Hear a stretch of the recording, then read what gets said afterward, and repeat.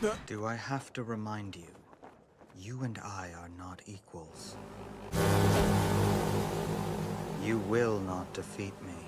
Record of Ragnarok Season 3 was overall disappointing, and I am quite conflicted having to say that because just getting my thoughts together for this, there were a lot of things that I actually did enjoy. However, the fighting animation really just leaves something to be desired, especially since this is a tournament anime. The tournament is the main focus of the series, and then the backstories of all these godly characters and godly humans, I guess, is a secondary part of the anime, but the main focus really should be on the tournament aspect, in my opinion, and the fighting animation for the most part just leaves something to be desired, like I said. And I'm ready to blame Netflix already, but we'll go through it chronologically here in a second. But just because we're talking about fighting animation right now, I did enjoy the Apollo versus Leonidas fight. When Leonidas was using a barrage attack with his shield and Apollo was dodging it like a boxer, the animation there was really fast, and that was actually just like a cool moment, right? Because Apollo was dodging in his boxing stance and stuff like that. But overall, the fighting animation, considering that's supposed to be the main part of this anime, it does leave something to be desired. So if you just want like an overall quick rating, I'd probably give it like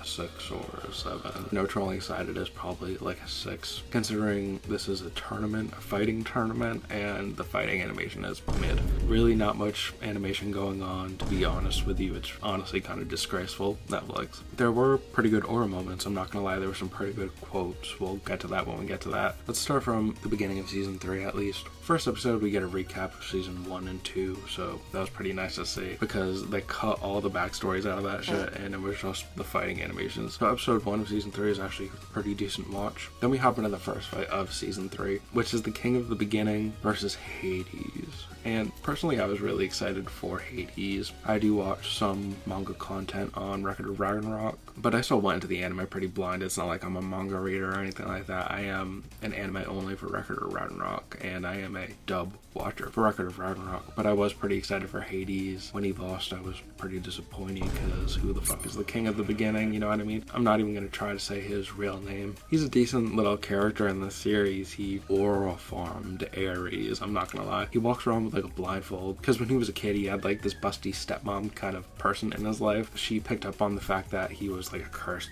child and told him to blind himself, basically. That backstory was actually probably my favorite in Season 3 besides Beelzebub's. That might be one of my favorite backstories in all of Record of Ragnarok, I'm not gonna lie. The King of Beginning, like I was saying, he was aura farming Ares. He was walking around blind, so he didn't know where he was going in that big ass arena that they're fighting in, and he stumbled into the room that Ares and Hermes are like chilling in there. That's where they're spectating the battle from, and Ares tried to move him out of there, but the King of the Beginning was way too clean. Ares is so bitch made, yo. And that's like really disappointing for me, because the gods that are not actually fighting in the tournament but they're spectating, they're kind of like the most interesting to me for some reason, because we get to learn the least about them, I guess. Hermes specifically. Hermes I'm really interested in. He knows like mad shit. He was able to explain Beelzebub's ability to Ares. I don't know how. He's a literal god, but he literally knew exactly how Beelzebub's ability worked, and I think he demonstrated it. I may or may not be making that up, but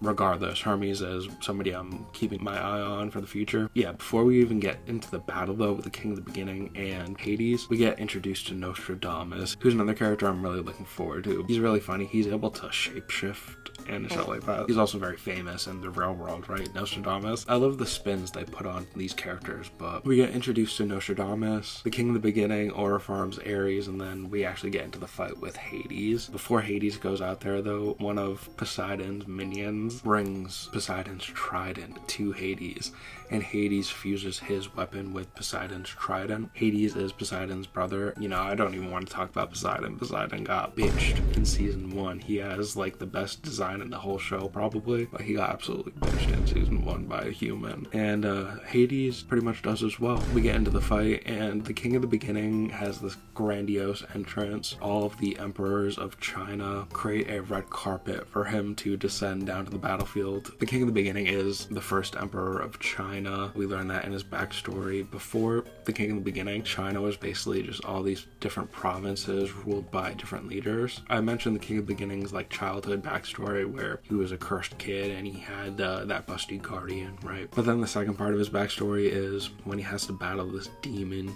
Chi-Yu, and this motherfucker is kind of crazy. I'm giving it about a 6-7, but there are good moments, right? When he had that confrontation with Chi-Yu, I'm pretty sure Chi-Yu was just like snacking on a human being. The king of the beginning takes down Chi-Yu, and he names his technique after this demon for some reason. He did become the first emperor of China, all of China, not just some province. Hades doesn't do it for me in this battle. His backstory is like not that interesting. Hades is really like character development for Beelzebub. He's really interesting in Beelzebub's backstory. The fight was really nothing to write home about, you know what I mean? Between the king of the beginning and Hades, the animation is really just not up to par, in my opinion. So on to the next fight, Beelzebub versus Tesla. Some of the best moments in the anime is during the intermissions, especially when the gods lose, because we get to see how heated they all get, and that's exactly what happened when Hades lost. The gods got pissed. But it damn near seems like every single god is unbeatable, right? They gas up every single god. There's this guy, Adamas. He's actually pretty interesting. He's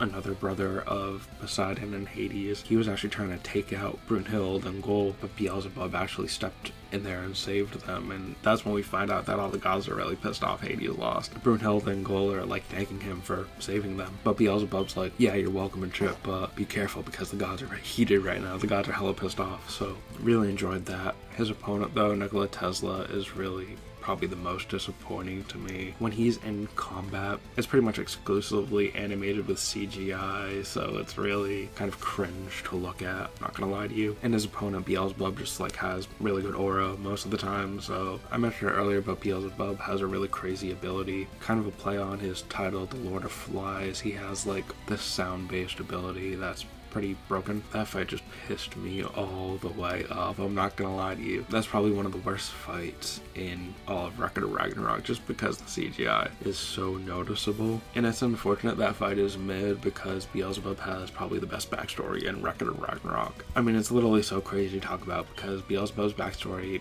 takes place in heaven, hell, the Garden of Eden. He's friends with Lilith, Lucifer. It's like a thing where nobody can be his friend or something like that, because during the nighttime or whatever, he'll rip their heart out or something like that. So in heaven, or I'm pretty sure it's in heaven, all the different people there are like, yeah, stay away from Beelzebub. And he has a bunch of different names that I can't really remember right now. He had this one specific name that was really aura. They all say to stay away from Beelzebub because you're gonna die if you get too close to him. But like Lucifer and those other two guys like didn't really care at all. They actually befriended Beelzebub. I think they went down to the Garden of Eden or something like that. But after Beelzebub and Lucifer and all them went down to the Garden of Eden, they were like sleeping in the middle of this forest or whatever. And the twist on Beelzebub obviously is when he falls asleep, Satan takes over his body and he marks Lucifer and those other two guys. That was a really heavy scene, I'm not gonna lie to you. It was heavy, especially because Beelzebub befriends Lilith, who was Lucifer's girlfriend, I'm pretty sure, and gets her killed as well. But when he kills her, he actually finds out that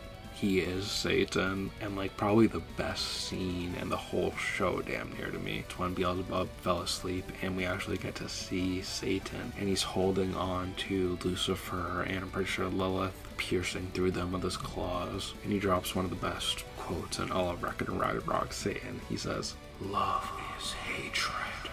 Jesus. And Satan drops one of the best quotes in Record of Ragnarok. Beelzebub is like, why are you doing this to me? Why are you marking all my friends? And Satan says, love is hatred. Yo, that scene was fire. That scene was absolutely fire. Best backstory in all of Record of Ragnarok, Beelzebub. That fight was mid as fuck. Beelzebub versus Tesla. That backstory was heat. That backstory was super heat. Yeah, but Beelzebub had a really good quote. I can't remember exactly how it goes, so I'll just roll it here. Do I have to remind you, you and I are not equals. You will not defeat me. But thankfully the third fight was actually pretty decent. Apollo versus Leonidas. I liked the Apollo and Leonidas backstory as well, because it was kind of like the two were connected, right? I'm pretty sure Apollo was one of the gods of Sparta, and Leonidas kind of resented the gods. There's like literally a whole oracle and shit like that. It's really kind of like the movie 300. Yeah, if the oracle says something's one way, like the geriatric council is gonna go along with it, right? And it's actually kind of interesting because the Battle of Thermopylae, that was not going to take place, right? The council was going to go with the oracle's opinion, and the oracle might have been cooking, I'm not gonna lie to you, because we get to see that Apollo, he has kind of stepped in on behalf of humanity before, right? He's kind of like wiped out humans that went against his people and shit like that. So honestly, if Leonidas didn't go out to war, Apollo might have descended down to the human realm and literally just wiped out the Persians or some shit like that. That would be such a cool retelling of that battle. It is literally probably one of the most iconic battles in history, and if Apollo, the sun god, actually descended down from the heavens to wipe out the Persians, that would have been crazy. Apollo is such an awful character, I'm not gonna lie to you. He is one of my favorite gods. The god of boxing, the god of archery, the god of beauty. I actually have no complaints about that fight. Leonidas' voice acting in the dub was actually really cool too. When he was using his named attacks, there was like some kind of filter or something on his voice. It was like really cool sounding. Before Apollo even starts fighting, Zeus, Ares, and Hermes go to tell Apollo that he's the next combatant. Yo, Ares is so bitch made in this anime. It's hilarious. He gets bitched by the king at the beginning, and then he's homoerotic for Apollo or some shit. It's crazy. But yeah, I really enjoyed Apollo's fight. I didn't mention Siegfried. Siegfried is Brunhild's boyfriend, I guess, right? But he is locked in this insane mythical-ass prison from Nordic mythology. They're cooking something special with Siegfried, though. The guards that are watching over him are not even supposed to talk to him. Two of these guards are like listening to the tournament on the radio or something like that, and Siegfried gets to hear some of the commentary from the tournament. Yeah, Brunhild, Gold, and Siegfried, I'm sure they're all going to do something pretty interesting in the future, so really looking forward to them in the future. But at the end of this season, when Buddha confronted Odin, fam, yo, that was insane. Buddha had the Sherlock Holmes drip on, and Odin is extremely interesting. Like I said, the gods that aren't actually fighting in the tournament are kind of more interesting to me for some reason. But Odin, apparently his grand plan, or whatever you want to call it, is to revive the primordial gods, fam.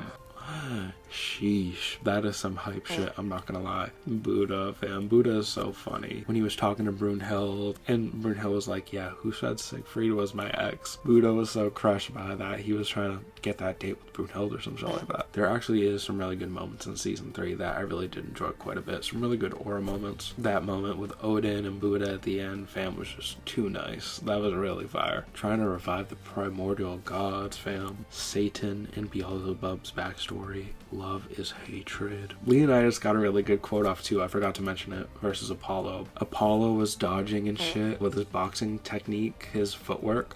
He was dodging that barrage of attacks from Leonidas, and the crowd were like, boo.